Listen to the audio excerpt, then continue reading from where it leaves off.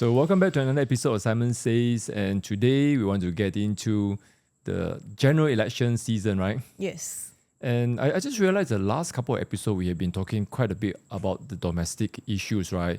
Petroleum pricing, and what else did we talk about? We talk about the splitting of parties and things like that.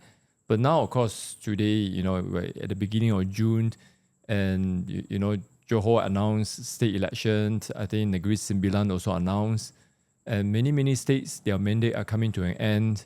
So let's start with general election, right? And I kind of put a point here, like we just use a very generic term, nation watch, because I kind of remember, I mean, we've done so many episodes already, but going back to the earliest episode, we used to say, look, we're not here to tell you who to vote. We're here to encourage people to have independent thinking. And I think the whole concept of Nation Watch is everyone have to learn how to see what's happening, the political maneuvering, the economic issue, and make an informed decisions. Don't sit at home and not vote, right? Yeah, I mean, I guess we are coming to a state of maturing because it's just not enough for us to just get information out there. I mean, we are living in a world where we are just overloaded with a lot of information. And so, but what do you do with the information? I mean, how do you process the information? How do you actually apply the information? I think that's kind of like the goal of this podcast, because it is important that we make a very informed decision, because otherwise everything you do can be just like, okay, you do it irrationally because, I was not thinking clearly. Then later on you have buyer's remorse. So I think that's where we are trying to avoid. Yeah, and when I think about the whole concept of Nation Watch, it's really asking the question, where are we right now? What is the state of the nation? It's like in US, they have the State of the Union, right? And of course, the State of the Union, the president will give a report, and the Congress will have opportunity to respond and things like that. So what do you think? What is the state of the nation? I mean, I know, like, leading up to the, I mean, now of course we are really in that season of general election, but leading up, a lot of economic hardship. We talk about, in fact, now it's almost 1 year more than, is there more than 12 months since Liberation Day tariff kind of turned the world economy upside down. Then we have the Iran war. All these things are putting a lot of stress on Malaysian economy. So leading up to all these things, and you have people not very happy with the performance of the government. But on the other hand, there are people trying to sabotage the government, especially when it comes to race relation, religious issue, and even Madani own partners. So all these kind of things. So how would you comment, I guess, on the state of the nation? I mean, I think we're kind of a bit sick. I mean, like, nationally, we are sick in the sense that we don't have great economy policies. I mean, you can talk about all the reformation that you want in this nation, but without actual work that is being presented by the government and even the people, I think that there has not been enough backlash on certain things that actually make people unhappy. I mean, even in the last episode, we talked about the petrol subsidy cut, and potentially it might be affecting T20. So you have a lot of political elites that are trying to steer the course, and basically they're kind of like testing water along the way. And you have like a whole group of political class where they are just so influenced by the Western civilization, in the sense that, especially towards the UK policies, where, okay, let's control how people can how much people can go into social media, or even smoking, and even things like wealth tax. So these sort of things, I think, without enough backlash and without actually, I guess, I felt like we are in a whole lot of social experiment by the government where they are just like testing along the way and like rolling out digital ID and things like that. It's like, if people are not giving their peace of mind to the government won't be doing U-turn. So I think it's a lot of that sort of thing, but also it's bad actually, I think, for the government, where they are constantly doing a lot of U-turns here and there, and it's like there is no firm decision that is being made. And even if you want to roll out certain policies, you might as well just try to convince us, hey, why this is good for the nation. So I mean, you also have like Singapore previously that went through like a whole lot of crisis. I mean, the prime minister, the late prime minister, just gave even Singapore Airlines like the peace of their mind, and basically just caused the whole airline union to just come to, okay, you just stay put in the line and let's get through this. And Singapore Airlines are like giving tremendous amount of bonus to people. So I guess it's like, sometimes do you want people to be constantly whipped, or do you want like giving people a soft treatment, I suppose? It's very interesting you mentioned how, you know, like I mean, I think in the last episode we used the term managing decline, and it's like that's really the Western Europe is basically doing that, and it's like civilization is going down the drain. And I think UK is such a great example, because this is the place where you give common law, and then later on you have equity. Of course, the level of freedom cannot be compared with United States, but at least in Europe they're considered pioneer in many areas. And look at their social media censorship, just so unbelievable. And here we have the Madani government, which is, of course, 5 years ago, 4 years ago, they already kept saying, look, this is not a Pakatan Harapan government, this is a unity government, fine. You want to say all these things. Hearing all this kind of crap from DAP is like, I'm just kind of fed up with these kind of excuses. But still, you are the majority coalition partner. You stand on reformation kind of platform. And yet you look at people like Fahmi and things like that. Every time they open their mouth, it's about censorship. It's about taking more power away. So I'm just kind of very sick of all these things. And look at the last election. The Conservative in United Kingdom decided they are not going to show up, and gave like such a huge win to Stammer. And today's Stammer's approval rating is less than 25%. Even lower than Farage. Yeah, and so do we need a reform party? I mean, we're kind of jumping ahead of ourselves, because one of the state of the nation is we are seeing the re-emerging of UMNO, right? So they call, they are obviously the super majority in Johor legislature, and they call the election. They obviously still have good relationship with the palace, and they want to make a comeback. No, I was just suddenly thought about like in Christianity you have like those that call themselves reform, but they're actually even more backwards. So I was like, that thought just came to my mind, and I thought they were once upon a time avant-garde. Forerunners. Yeah, the forerunner, the pioneering, but you became hardened, right? So no, you mentioned this, it just suddenly gave me a thought. I mean, what do you make of Pakatan Harapan? I mean, is that wineskin hardened and gone? Because they are given quite a bit of time to prove themselves. I mean, you think about Selangor state government, how many? 3 terms, 4 terms? Penang and federal, they have, now it's like 4 years, 1 full term almost. The first time with Mahathir, at least how, I mean, of course, it's not the pure Pakatan Harapan manifesto, but you're still the biggest party. So is that, I do sympathize with the kind of argument, our hands are tied, we are working with UMNO and things like that, we're working with GPS, but do you get a feeling that the core supporters are feeling a bit shortchanged? Yeah, I mean, definitely I think a lot of voters are having a lot of fatigue from all this non-stop tussle, I suppose. It's like, on one hand, they're like dead and dying, but they're also not really dying per se. And they still have a lot of connection. But unfortunately, I think in Malaysia... You're talking about UMNO now, right? Yeah, you do need like a lot of connection. Unfortunately, I think that's the sort of circumstances that we are in. But I do think UMNO well, I mean, even with Pakatan Harapan as well, I mean, yes, they say that their hands are tied. I mean, because we have to work with the old enemy. I mean, like Tun Mahathir famously said, better the devil you know than the angel you don't. And so I felt like it's maybe we're kind of like trapped by that cycle where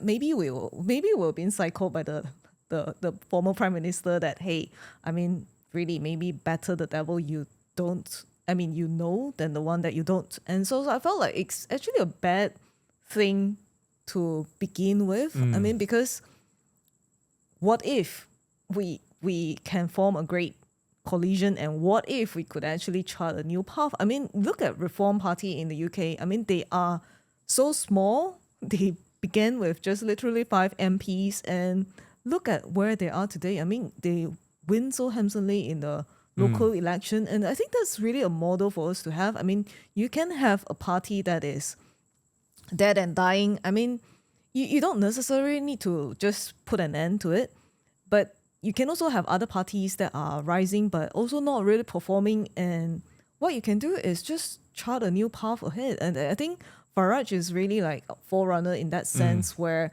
early on he was like strong advocator for Brexit, and then now he's like really, hey, let's not try to go back towards that path, because look at where we were. I mean, when we were in the European Union, and now where we are now. I mean, there's surely, I think it's better if you have more independence over your own nation.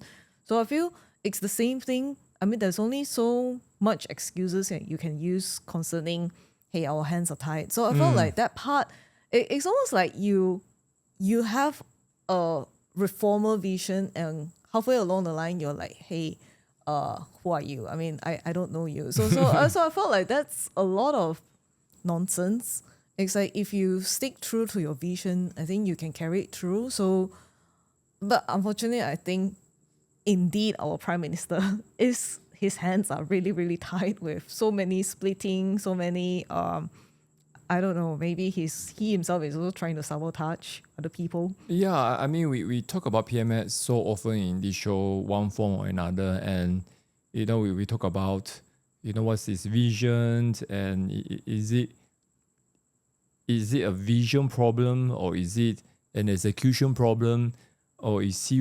And in fact, somebody kind of, I think this is from core Pakatan Harapan supporter, which kind of like is kind of not very happy with PMS already, and I think the way they concluded his behavior is that, look, this guy still has too much DNA of UMNO. So I mean, if that's his legacy, then it's almost like every single reform thing you say you want to do, when you're in opposition, you say, MSCC cannot be weaponized and things like that. Everything you say you didn't do. So then you say, you need to deal with subsidy and things like that. I mean, then you go and raise the civil service to a high degree. So it's just someone who didn't follow through what he said. I mean, that is to put it in a very polite and mild perspective. And the very, very rude way of describing him will be he's basically just an acolyte of UMNO style. So that kind of, when we look at the state of the nation like this, then the election becomes more tricky, right? So Perhaps more interesting as well. more interesting. So the second thing I want to talk about is, of course, there's a announced Johor state election, and I think Liu Chintong today kind of reminded UMNO that, look, you won super majority in Johor, and yet you lost so badly. And in fact, many of the places where they won the state seats, they lost the parliament seat. So state election and federal election are totally two different beasts. I mean, it used to be totally different beasts for states like Sabah and Sarawak, but now it is a totally different beast even for Peninsula.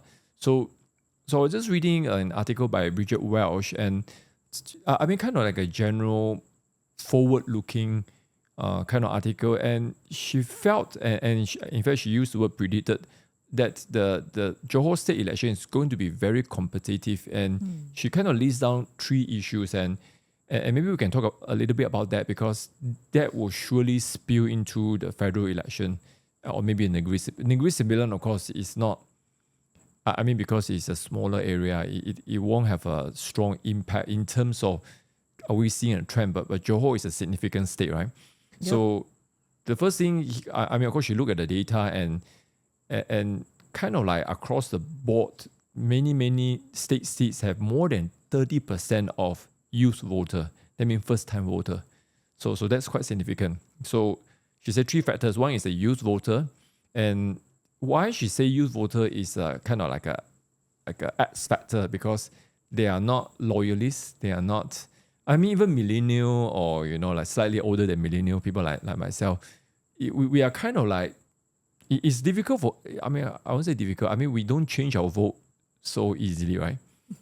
No, not quite. Yeah, but the younger generation is different. I mean, you look at the job pattern, look at their social media, and they won't hesitate change their social media handle and things like that, just like that. Yeah, I think they have less tolerance for bullshit. Yeah, which is, I think is a great strength, and that will kind of put politicians. That's why I think the dinosaur politicians still don't quite understand the youth is a force to be reckoned with. So that is a good thing. So youth is number one. Then number two, she talk about then you have all the dividing of parties, right? And very funny, she said she used the term Bersatu has become Berdua. I think she just then of course you have PKR and Bersama, and then I was thinking, oh, it should be Bersama and Tak Bersama. So kind of like split, right? So how would that impact? In fact, just before the recording, I just checking the headline. I think Bersama kind of say they will not, because there was Amanah wanted to talk to Bersama to see whether can avoid 3 or 4 or 5 corner fight, and Bersama say they will not form any coalition pre-election, but I think they say post-election we can form coalition, which I think makes more sense, right? I mean, look at Israeli election, Belgium, all those super multi-party nation, they never form coalition. They never quite formed coalition before. So after that, let's count our vote, and then we can decide to form or not form. Yeah. And the third one, which I think is the most interesting thing, is really this will be the first opportunity. Of course, they kind of pointed out to Sabah election, but I think this one is even more obvious, because Pakatan Harapan did secure quite a bit of victory at the federal parliament level in Johor. So this will be the first tangible test. She used the word tangible test for non-Malay to voice out their frustration or not. So which I think is interesting, because I mean, Johor people, I know a lot of Johor Chinese, and these are very vocal people, but when you talk to them, they're kind of like, we're not happy with PMS, but we don't want the Bulan to win, but we don't want UMNO to come back. Actually, it's not they don't want UMNO to come back. They don't want MCA to come back, okay? Legit. So anyway, so what do you think of these 3 factors, and how and which one you think will continue to spill into federal election? I do think the youth reservoir, I mean the uncertainty that is concerning them, I think they're definitely more vocal, but they're also more reserved in the sense that they don't really let you know what they think.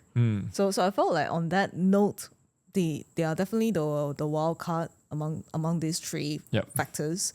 So I do think that will continue to spill into the GE cycle, because I mean, if you just look at, I guess they're just gonna just observe how things are gonna be turning out for the nation. I mean, are you gonna be continuing to? But then again, I also felt like there is a lot of us that are still very much captured by the mindset where without the government's help, we can't do much. So I felt like there's a lot of that sort of things. I mean, even so it just kind of got me thinking that, because I mean, all this while the nation has been growing and maturing on a foundation where you do have like our own version of BLM, where Black Lives Matter sort of. And then now recently you also see it in the UK, there's like a lot of outrage about White Lives Matter as well. I mean, so with that sort of things, I guess it's like, as much as we don't like it, there's still a lot of race-based issues that are still at the back of our mind. So based on that, I felt like things are still gonna be a bit more uncertain. Now, when you think about I mean, of course, we don't really have enough data on the youth, but if we go back to the last GE, right, and the youth, rightfully or wrongfully, I mean, even with a lot of granular data analysis, you can't make a very super clear case, but they were saying that the youth is the one that propel the so-called green wave. But now this is 4 years ago, so Yeah. but of course, to even define youth, right? I mean, it's like it's I think when Bridget Welsh talk about the youth reservoir, she's kind of talking about first time voter. But in general, I think you can probably classify youth 18 all the way to 30 years old. And so, I mean, to predict how they will behave, I think is a fool's errand, right? But one of the things I kind of suddenly was reminded when you look at the American election, again, I mean, these are younger than millennials. So you are the Gen Z. Gen Z. Okay, so they're not alpha yet, it's Gen Z. So in fact, Gen Z in US is the most shifted. When I say shifted, as in they change allegiance. So in the last 10 years, most of the Gen Z male have shifted to the Republican Party. And of course, it is, I think you can credit to Trump's achievement or his utilization of the younger podcaster and things like that. So he has certain strategy. So I think my point is these are the group that is maybe most ready, most available for change. So the political parties on all sides should be focusing on them, But then going back to your whole the whole discussion about we are like a nanny state and always kind of have a lot of handout and things like that. What is the kind of offer that will stimulate them? Because do you feel like a lot of the younger generation do you think they want or they don't want handout? I think they want work-life balance more than handouts. Okay, yeah, definitely. So if but because this is talking about if they are from reasonably comfortable family. Yeah, I think if the life are more sufficiently comfortable, I feel we can slowly wean off handouts, but definitely not like a sudden cut. So I think that one, I think many people, I mean, irrespective of the generation, it will be very, very hard tough pill to swallow. But I think generally they are gearing towards a more, I think there's a lot of emphasis on mental health. There's a lot of emphasis on my well-being, the health of my family, my health and things like that. So I felt like because there is that sort of aura or atmosphere to it, so I think generally if they are happy with being compensated accordingly for the effort that they put in, so I feel we can definitely move away from handouts. Are they looking for maybe different kind of handout? So like so maybe a better healthcare, better childcare, those kind of thing, instead of just give you the whatever sumbangan here and there, that kind of thing, like just 100 200 ringgit cash, which kind of excites the older generation more than the younger generation. Yeah, definitely. I mean, certain things like that makes them feel like they're contributing to society. I feel those are the things that will actually kind of like give extra marks to how people EV are rebate. I don't know. I mean, so generally, like, hey, the things that I do, it's not just for myself, but it's also beneficial for the community. So I feel there is a lot of that sort of like going back to the nature sort of. So they want to kind of participate in like the national CSR like that. Perhaps. I mean, that's just my feeling. Yeah, could be wrong. I think we need to interview some senior. Right? Yeah, definitely. No, they're calling Gen Z, right? Not Xennial. Xennial is my generation. Okay, so yeah, so that will be interesting. Well, what about the other two factors? I mean, of course, the splitting party. I think we can leave the analysis to another day because it's kind of tiresome to talk about them. But what do you think about the Non-Malay. the so-called unhappiness of non-Malay, right? I think, I mean, of course, to frame the unhappiness, these are the group that put the most support to Pakatan Harapan. I think the data shows for itself. And then, so recently, I'm not sure, did you see a new guidelines on religious house from Selangor? yeah. And it's like so ridiculous, right? You say that if you have another house, another religious structure that is, I don't know, within what proximity, taller than a mosque, then the authority can come and demand you remove certain things. And people are like, I mean, even Malay are like thinking that it's such a childish kind of policy. Of course, now because of the hoo-ha, they kind of like hold it back. But then somebody was kind of like, do you know who sat on a committee? You know, it's like 5 PKR, 4 DAP, and 3 Amanah people. Oh my. Not a single pass, you know, it's like ridiculous, right? So, but of course, I mean, we understand the whole weaponization of race and things. It's not easy, but you campaign on the platform of reform, and the least you can do is to have some reform.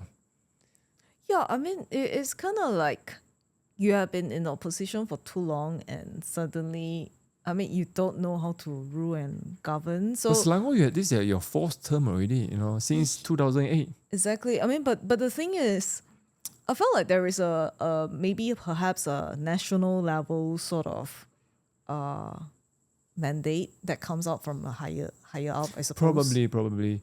So that is why you know you think about the race religious issue, and this is where I will give a slight pass to Pakatan Harapan. It's like you have the whole machinery that is going against you. I mean, when you look at all the incident, right, like Atmao gone crazy and things like that. You know, you are a junior partner in federal government, and why are you allowed to do that? It's because the religious body, the palace, the security apparatus, all these things are there directly or indirectly supporting this kind of thing, and just say, look, when it comes to certain race and certain religion, nothing, they are basically untouchable, that kind of thing. So we have this kind of problem, and that's why we always say, look, the one that can bring balance are the Borneo states, but unfortunately the Borneo states are just taking care of themselves, which, I mean, if they're not careful, eventually they will be consumed, because this is actually the more I think about it, this is like a cancel culture. And in fact, this is nothing new. You know, I was just reading a book, more on a historical. It's a secular historical book on Jewish history and things like that. And they were saying that, you know, one of the first great king of cancel culture was Constantine. Wow. Yeah, because he kind of legalized Christianity, but then he canceled everything related to the Jews. So we're seeing this kind of thing here. It's nothing new on earth. But the thing is, if the country's foundation is based on multicultural, is based on mutual respect, then you cannot have this kind of dominance. It's not going to last. And yeah, but there's no easy way out unless the politicians are prepared to deal with the 3R. You know, they always say 3R, cannot talk about it. But why? I mean, if you don't want to talk about it, how are you going to resolve it? Because it seems like everybody is being held hostage, you know. So of course then okay, we go back to the point, which is, you know, what can the non-Malay do, right? So the most typical response would be, okay lah, then we're not going to vote. So I can already tell you what is going to happen. We're not going to vote. You're going to create a stammer situation. Basically, very unpopular person and government will have super majority. Stammer became he has the most majority of Labour for a while. And look at him, he really screwed up. And that's why there's another article a couple of weeks ago, I think I showed to you, and like Tony Blair kind of wrote an opinion like criticizing Stammer. Which I think we can do that in another episode, because UK is going down the drain, and I know you have a personal interest in UK. And so Blair is just saying, look, Stammer, suck up your pride and make peace with Trump. It's like, UK, we are not a powerful nation anymore. It's like China and USA, choose. And then he was telling Stammer, forget about your green agenda. It's not going to help. So I was like, wow, some common sense from Tony Blair. Yeah. So, which, interesting. But anyway, if non-Malay don't vote, you're going to create a Stammer. Definitely. And that Stammer will be UMNO. But anyway. Okay, so we kind of we kind of run out of time already. Let's talk about UMNO for a while, and then we'll wrap up, right? So some people say, okay, I want your view on this. The return of UMNO is good, because then now we have two-party system. I strongly disagree. Okay, so what do you think of this kind? I put here the notes. UMNO feeling bullish, right? What goes around comes around. So it is a competitive, dominant UMNO good for us. After they screw us up for 40 years, 50 years. There are still people who say, you hear even businessmen say, that I wish Najib was Prime Minister. You hear that every now and then. I've heard it, but I don't necessarily agree with it. So how do you answer this kind of thing? And personally for you, how would you answer, and what would be your advice going forward? How do we... if they want to compete, sure they can compete, but why are they good or why are they not good? But actually, I think the way I think about it is more like, is there a strong leader that we can actually rally behind? Be it whichever party, even if it's someone who can, I guess you do need someone. There are so many nations. Even in the South America, so many of them are turning away from socialism and really, really just coming to a place of, hey, let's rally behind a leader who has the heart for the nation. So I think it's more like whether or not any of these parties can demonstrate the most number of statesmanship and really the love of the nation and the love of the country. I think when you don't discriminate against anyone, because I think why UMNO is bad is because they have a lot of association, a lot of connections with the police forces and things like that. And the ones that are supposed to be the protector of the people are actually having positive discrimination against the people. So when you have that as the foundation, I think whichever party it is bad. But it's especially bad with UMNO is because they most definitely have a lot of cables. So I think that part I do feel we shouldn't be longing for. And not to mention, they are involved with all the major. I'm trying to think of the right word. All the major negative point of our history. May 13, NEP. NEP, of course, a lot of people will still argue the original intent was good, but the implementation was terrible. And to be fair, it's not just UMNO, it's Barisan Nasional collectively. So I think when we say UMNO, we're talking about Barisan Nasional overall, right? But so that's where the genius of GPS, they managed to kind of repackage.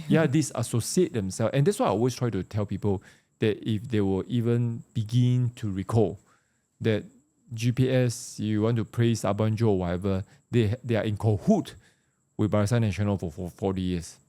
So I'm not very...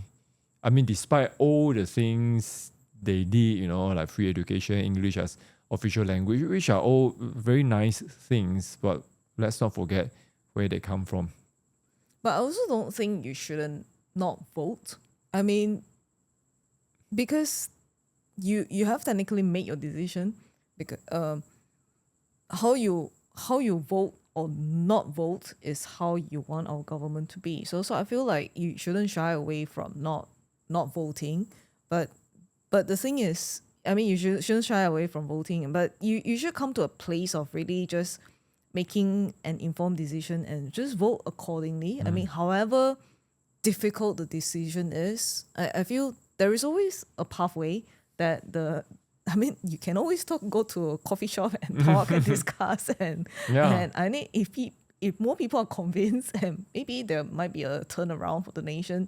So I feel like that part, it has to be like, we have to make a conscious effort, because we definitely don't want like a stammer situation in Malaysia. But if that's what it takes for the nation, I think it will be a very, very painful thing for the whole generation. It's not just ourselves, but it may be for the next generation to come as well. I mean, the things that we're supposed to fight for, we're not fighting. Yeah, I think UK is a great example because the Reform Party didn't just show up. It started off with Brexit. It started off with successive Tories governments not performing. Then finally, the Tories voters fed up and don't show up. And then, better the devil you know than the one you don't. That's literally the event that become reality. And look at where they are now. It's one of the worst performing prime minister, even by Labour standards, even by Labour's voters. So, but anyway, in the next few coming weeks, I think with the election coming out, I think we'll try to do different shows that will help you to process again. I'm kind of like thinking, maybe we can, or of course, remember long ago we did an episode on manifesto and things like that. That's kind of fun, but we are trying very hard not to tell you who to vote, right? Yeah, yes. But we shall see how. I think now it's June. It's going to be like all out action for the next couple of months. So we encourage everyone, open your eyes. You do play a role in Nation Watch, and your vote does count. Definitely. Okay, so until next time, bye bye for now. Bye bye.